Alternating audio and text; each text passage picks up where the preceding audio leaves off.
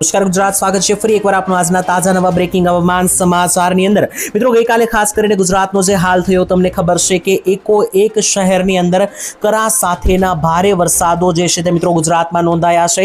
જે હા મિત્રો ગઈકાલે જે છે તે 5 થી વધારે જિલ્લાઓની અંદર ભારે કરા સાથેના વરસાદો નોંધાયા। તેની સાથે મિત્રો ઓલ ઓવર સમગ્ર ગુજરાત ઉપર જે છે તે વાવાઝોડાનો ખતરો જોવા મળ્યો હતો। વાવાઝોડા જેવો માહોલ જોવા મળ્યો હતો।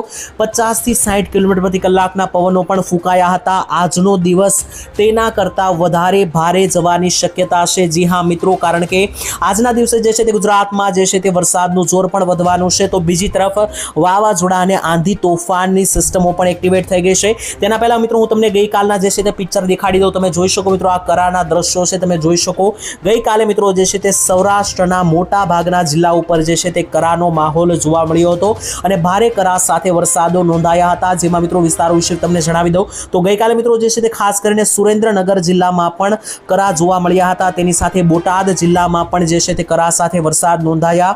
તેની સાથે મિત્રો અન્ય જિલ્લા વિશે વાત કરીએ તો ચોટીલાના વિસ્તારો, કચ્છના વિસ્તારો, ઉત્તર ગુજરાતના વિસ્તારો, આમ મિત્રો જોવા જઈએ તો 6 થી 7 જેટલા જિલ્લાઓમાં કરાના ગાંગડા મિત્રો જોવા મળ્યા। જોઈ શકો મિત્રો આ દ્રશ્યોની અંદર રસ્તા ઉપર મિત્રો પથારા પાથરી દેવામાં આવ્યા છે। તેમાં પણ બોટાદ જિલ્લાની અંદર તો મિત્રો કરાની જે છે તે ચાદર પથરાઈ ગઈ હોય જમીન ઉપર તેવા દ્રશ્યો જોવા મળ્યા હતા।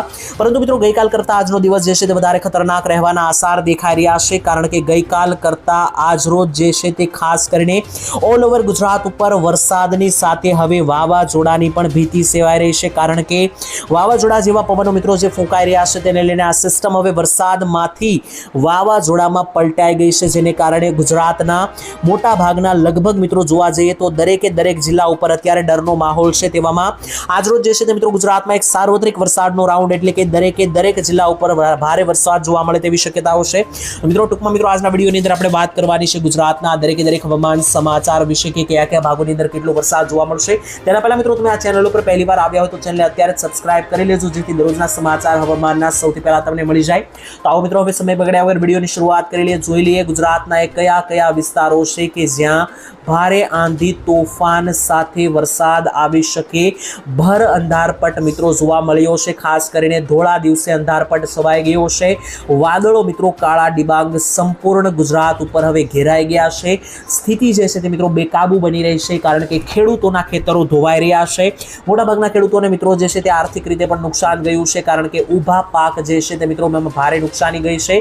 મોટાભાગના સૌરાષ્ટ્રના વિસ્તાર, મધ્ય ગુજરાતના વિસ્તાર અને ઉત્તર ગુજરાતના વિસ્તારોમાં અને સાથે કચ્છના વિસ્તારોમાં ગઈકાલે કરા સાથે જ તોફાની પવનો ફૂંકાતા પાકમાં ભારે નુકસાન ગયું છે। અને આ તો મિત્રો ટ્રેલર હતું। હજુ આગામી 3 દિવસ એટલે કે તારીખ 6, 7 અને 8 મેના રોજ જે છે તે ગુજરાતમાં સ્થિતિ વધારે બેકાબુ બનશે તેવા પરિસ્થિતિ અને તેવા સમાચાર આવી રહ્યા છે, કારણ કે 5, 6 તારીખ આસપાસ તો મધ્યમ વરસાદનો રાઉન્ડ છે। 7, 8 તારીખ આસપાસ જે છે તે ભારે વરસાદનો રાઉન્ડ શરૂ થવાનો છે। અને ઓલ ઓવર ગુજરાતમાં જે વાવાઝોડાની પરિસ્થિતિ સર્જાઈ રહી છે તે મિત્રો આજે પણ સાંજ સુધીમાં ભારે જોર વધવાનું છે। તો આવો મિત્રો જોઈ લઈએ હવે કયા કયા ગામડાઓની અંદર કેવી કેવી અસરો જોવા મળશે, કેટલો પવન ફૂંકાશે, કેટલો વરસાદ જોવા મળશે। એકો એક ગામના નામ લઈને મિત્રો જણાવવામાં આવશે, તો તમારા ગામનું નામ પણ લેવામાં આવશે। તો વિડીયોને અંત સુધી જોતા રહેજો। સાથે જ મિત્રો ખાસ કરીને તમે કયા ગામથી વિડીયો જોઈ રહ્યા છો અને તમારા ગામમાં હાલ અત્યારે મિત્રો કેવું વાતાવરણ સર્જાયેલું છે તે પણ કોમેન્ટમાં લખીને જણાવી દેજો। તો આવો મિત્રો હવે શરૂઆત કરી લે ખાસ કરીને વરસાદની। આજ રોજ ગુજરાતના કયા કયા ભાગોમાં કેવો વરસાદ જોવા મળવાનો છે તેની શરૂઆત મધ્ય ગુજરાત સાથે કરી લઈએ। તો જોઈ શકો મિત્રો આ મધ્ય ગુજરાતના વિસ્તારો છે અને મધ્ય ગુજરાતમાં તો રીતસરનું મેઘ તાંડવ થતું જોવા મળી રહ્યું છે। ધોળા દિવસે અંધારપટ છવાઈ ગયો છે। વાદળો કાળા ડિબાંગ આવી ગયા છે, જેને લઈને મધ્ય ગુજરાતની અંદર ગોધરાના વિસ્તારોથી લઈને લુણાવાડા, મહીસાગર, ખેડાના વિસ્તારો, કપડવંજના વિસ્તારોથી લઈને નડિયાદ, ધોળકા, અમદાવાદ, વિરમગામ, કડી, બાલાસિનોર, તેની સાથે ડાકોરના વિસ્તારો, મહુધાના વિસ્તારોની આસપાસ મિત્રો જેટલા પણ મધ્ય ગુજરાતના જે મહીસાગર, કડી લાગુના વિસ્તારો છે, ખેડા જિલ્લાના વિસ્તારો છે, છોટાઉદેપુર છે, આ એક ભાગ ઉપર મિત્રો હવે જોર વધી રહ્યું છે અને ભારે પવનો સાથે આંધી તોફાન સાથેના મિત્રો ભારે વરસાદો જે છે તે મિત્રો હવે જે છે તે આ વિસ્તારોમાં આવી રહ્યા છે। અને આ ભાગોની અંદર જે છે તે હવે વરસાદનું જોર વધતું જે છે તે મિત્રો ખૂબ વધારે દેખાઈ રહ્યું છે, જેથી મધ્ય ગુજરાતમાં હવે આજનો દિવસ આગામી 24 કલાક જે છે તે સાવધાની બરતવી પડશે। ત્યાંથી મિત્રો હવે આગળ વધી અને વાત કરી લઈએ ખાસ કરીને દક્ષિણીય ગુજરાતની। તો દક્ષિણ ગુજરાત ગુજરાતમાં પણ ભારે વરસાદનું જોર જે છે તે વધવાનું છે અને ખાસ કરીને દક્ષિણ ગુજરાતના જે મિત્રો વડોદરા લાગુના વિસ્તારો છે ત્યાં ગઈકાલથી ભારે વરસાદ શરૂ થઈ ચૂક્યો છે. કરા સાથેના વરસાદો પણ નોંધાયા છે. તેની વચ્ચે આજે દક્ષિણ ગુજરાતમાં જોઈ લઈએ તો ખાસ કરીને જોઈ શકો મિત્રો વડોદરા, બોડેલી, છોટાઉદેપુર, ખંભાત, આણંદ, તેની સાથે નીચે આવે તો રાજપીપળા, ભરૂચના વિસ્તારો, ઉમરપાડા, ડેડિયાપાડા, દહેજ અને કોસંબાના વિસ્તારો, આ દરેક વિસ્તારોમાં ભારે પવન સાથે આંધી તોફાન સાથેના વરસાદો આજે ફૂંકાશે આવનારા 24 કલાક. ત્યાંથી મિત્રો નીચેના વિસ્તારો તરફ આગળ વધીએ તો ખાસ કરીને સુરતના વિસ્તારોથી લઈને વ્યારા, બારડોલીના વિસ્તારો, નવસારી, આહવા, ડાંગ અને વલસાડ, આ મિત્રો એક જિલ્લા ઉપર મિત્રો ભારે કાળા ડિબાંગ વાદળો છવાઈ રહ્યા છે, જેને લઈને આ વિસ્તારોમાં આફત આવી રહી છે અને ખાસ સુરત લાગુ વિસ્તારોમાં ગઈકાલે ભારે પવનો અને વાવાઝોડા જેવો માહોલ જોવા મળ્યો અને ભારે વરસાદ નોંધાયો હતો. આજે પણ આ વિસ્તારોમાં માહોલ જે છે તે યથાવત રહેવાનો છે. ત્યાંથી મિત્રો હવે ઉત્તરીય ગુજરાતના વિસ્તારો તરફ વાત કરીએ તો ઉત્તર ગુજરાતમાં કરા સાથે વરસાદ પડવાની ફરી એકવાર આજે આગાહી છે અને ખાસ કરીને જે મિત્રો બનાસકાંઠાના વિસ્તારો છે ત્યાં ભારે આફત મચાવી શકે, કારણ કે ઘોર અંધારપટ, કાળા ડિબાંગ વાદળો અને વરસાદીય દબાણ જોર વધી રહ્યું છે. અપર એર સર્ક્યુલેશન પણ હવે આવી ગઈ છે. તેને લઈને મિત્રો વિસ્તારો વિશે વાત કરી લઈએ કે કયા કયા વિસ્તારમાં કેટલું જોર જોવા મળવાનું છે. તેને લઈને વિસ્તારો જણાવી દઈએ તો ખાસ ઉત્તરીય ગુજરાતમાં ગાંધીનગરથી આગળ વધીએ તો ખાસ કરીને જે મહેસાણા લાગુના વિસ્તારો છે, મોઢેરા છે, ચાણસમા, પાટણ, સિદ્ધપુર, વડનગરના વિસ્તારો, હારીજ, રાધનપુર, સાંતલપુરના જે વિસ્તારો છે, ત્યાંથી મિત્રો ઉપર તરફ આગળ વધીએ તો છે આબુ અંબાજી છે, થરાદ, ડીસા, ભાટસણ, પાલનપુરના વિસ્તારો, અરવલ્લી, પંચમહાલ, બનાસકાંઠા, સાબરકાંઠા, આ મિત્રો જે વિસ્તારો છે ઉત્તરી ગુજરાતમાં સંપૂર્ણ જે પટ્ટો છે ત્યાં ખાસ કરીને સિસ્ટમ નવો વળાંક લઈ શકે અને તેને કારણે જે છે તે ખાસ કરીને ઘોર અંધારપટ જોવા મળી રહ્યું છે આ વાતાવરણની અંદર અને વાતાવરણમાં પલટા સાથે કરા સાથે ભારે અતિભારે વરસાદો મિત્રો આ વિસ્તારમાં જોવા મળી શકે. ત્યારબાદ મિત્રો આગળ વધીએ સૌરાષ્ટ્રની વાત કરીએ. સૌથી પહેલા ભાવનગર જિલ્લા તરફ આગળ ચર્ચા કરીએ તો ભાવનગર જિલ્લાની અંદર જોઈ શકો મિત્રો ખાસ કરીને સંપૂર્ણ ભાવનગર જિલ્લા ઉપર અત્યારે ભારેથી અતિભારે વરસાદની સિસ્ટમ એક્ટિવેટ થઈ ગઈ છે. તેમાં પણ જે વલભીપુર લાગુના વિસ્તારો છે, બરવાળા છે, તેની સાથે સાથે મિત્રો નીચેના જે મિત્રો પાલીતાણાના વિસ્તાર, ગારિયાધાર, સિંહોર લાગુના વિસ્તારો, આ ભાગોની અંદર રીતસરનું મેઘ તાંડવ થતું હોય તેવા દ્રશ્યો મિત્રો સામે આવી રહ્યા છે. ત્યાંથી મિત્રો આગળ વાત કરી લઈએ બોટાદ જિલ્લાની વાત કરીએ તો બોટાદમાં તો મિત્રો ગઈકાલે ખાસ કરીને કરાના મિત્રો રસ્તા ઉપર પથ્થારો પથરાઈ ગયો હોય તેવા કરા જોવા મળ્યા. તેના દ્રશ્યો પણ તમને દેખાડ્યા મિત્રો જોઈ શકો. આ જે કરા છે મિત્રો જોઈ શકો રસ્તા ઉપર પથ્થારો પાથરી દીધો હોય તેવા બોટાદ જિલ્લાની અંદર કરા નોંધાયા, ખાસ કરીને પીપરડી ગામની અંદર.